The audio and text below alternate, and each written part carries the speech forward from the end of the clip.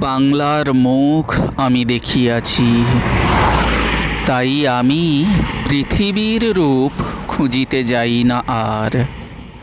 অন্ধকারে জেগে উঠে ডুমুরের গাছে চেয়ে দেখি, ছাতার মতন বড় পাতাটির নিচে বসে আছে ভোরের দোয়েল পাখি।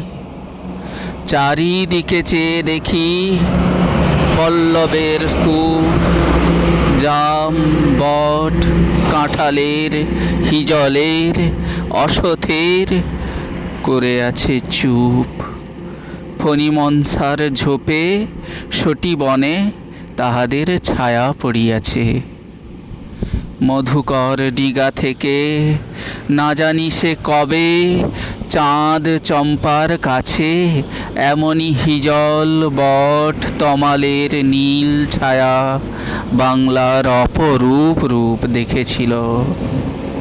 বেহুলাও একদিন গাঁগুড়ের জলে ভেলা নিয়ে কৃষ্ণা দ্বাদশীর জ্যোৎস্না যখন মরিয়া গেছে নদীর চড়ায়, সোনালি ধানের পাশে অসংখ্য অশ্বত্থ বট দেখেছিল হায়। শ্যামার নরম গান শুনেছিল।